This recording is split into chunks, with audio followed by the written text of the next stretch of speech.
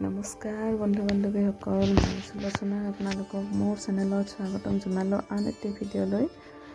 আজি আমি অলপ ফুৰিবলৈ আহিলোঁ, সানডে বুলি চিলাৰ ভিডিঅ' এৰি আজি অলপ বেলেগ ভিডিঅ' বনালোঁ। আজি আমি আহিলোঁ ৰাষ্ট্ৰপতি ভৱনলৈ, মানে অমৃত উদ্যান চাবলৈ। এয়া দিল্লীৰ ৰাস্তা, দেখিছে নহয় ইমান ধুনীয়া আৰু ইমান গছ গছনি আছে দিল্লীৰ ৰাস্তাৰ দুয়োকাষে।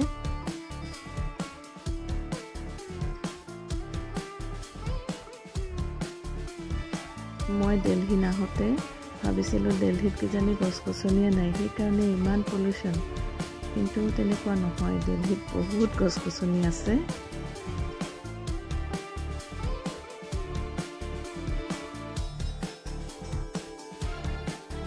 মই সাধাৰণতে ব্লগছ নবনাওঁ কাৰণে মই ইমান ভালকৈ ভিডিঅ' বনোৱা নাই। মই জাষ্ট এনেই গাড়ীৰ দুই কাষে যাই থাকোঁতে ইমান ধুনীয়া লাগিল কাৰণে মই ভিডিঅ'টো বনাইছোঁ। এতিয়া আপোনালোকৰ লগত শ্বেয়াৰ কৰিম এইটো।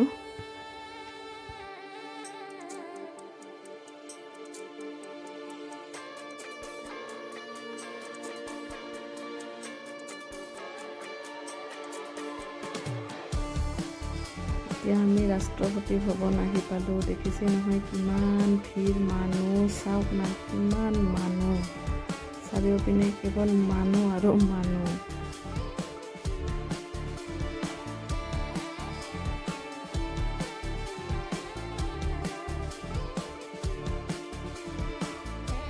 এতিয়া আমি উদ্যানৰ ভিতৰত, অমৃত উদ্যানৰ ভিতৰত, এয়া চাওক না পিছফালে চাওক মানুহ কিমান, মানুহৰ কাৰণে ঠাই নাই। কেতিয়াবা যদি আপোনালোকে আহে সানডেত নাহিব, সানডেত বহুত ভিৰ হয়। আৰু এই যিমানখিনি খালী ঠাই দেখিছে সেইখিনিত মানুহ সোমাবই নিদিয়ে, আৰু আমাৰ নিচিনা সাধাৰণ মানুহবিলাকে এনেকৈ ঠেলি হেঁচি চাই আহিলোঁ আৰু কোনোমতে।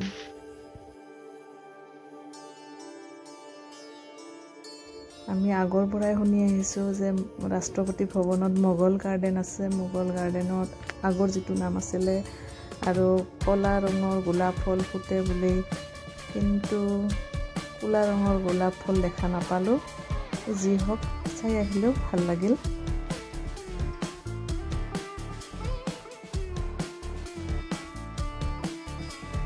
গোলাপ ফুলৰ গাৰ্ডেন এখন আছিলে আগতে, কিন্তু তাতে এটা ফটোই নুঠালোঁ। আগৰবাৰো গৈছিলোঁ, বহুত ফটো উঠালোঁ, কিন্তু ফটোবিলাক আগৰবাৰ শ্বেয়াৰ কৰা নহ'ল ফটো, সেইকাৰণে এইবাৰ নুঠালোৱে।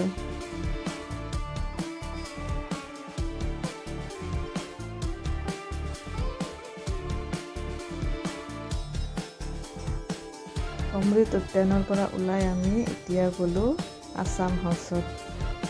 আজি 6 বছৰ থাকিলোঁ দিল্লীত, কিন্তু আছাম হাউচতো যে হোটেল আছে, তাতেও যে অসমীয়া খানা পায় গমেই নাপাওঁ।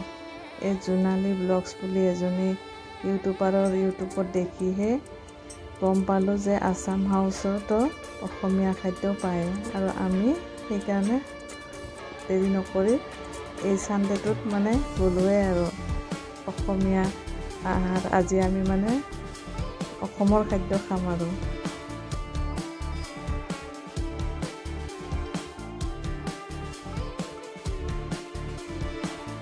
এতিয়া আহিলোঁ হোটেলৰ ভিতৰত।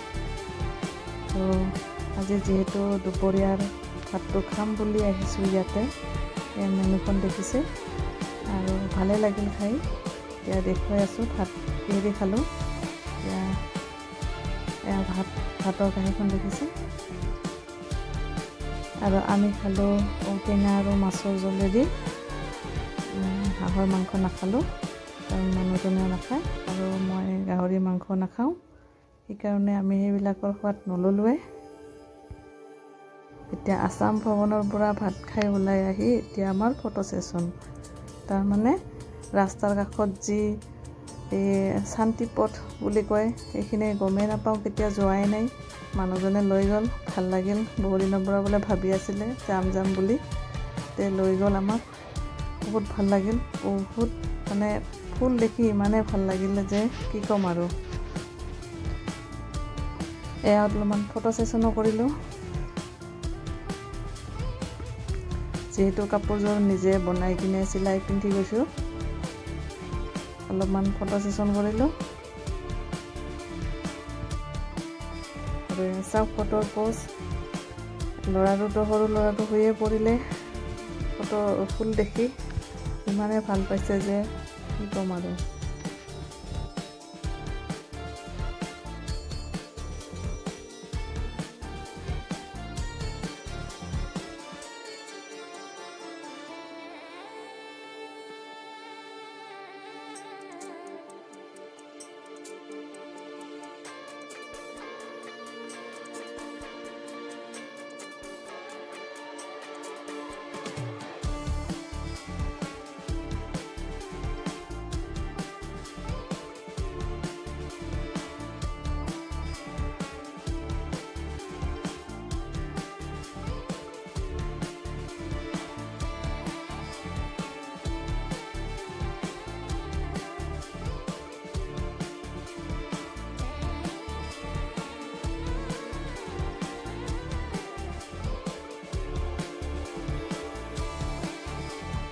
চাওক ৰঙা ৰঙা কিমান ধুনীয়া ধুনীয়া পপীয়া ফুল ফুলি আছে ৰঙা বুলি নহয় চব কালাৰৰে আছে এতিয়া কেনেকুৱা লাগিছে কমেণ্ট কৰি জনাব আৰু লাইক কৰিব আৰু মোৰ চেনেলটি ছাবস্ক্ৰাইব কৰিবলৈ নাপাহৰিব যাতে নটিফিকেশ্যনবিলাক পাই থাকে নতুন ভিডিঅ'ৰ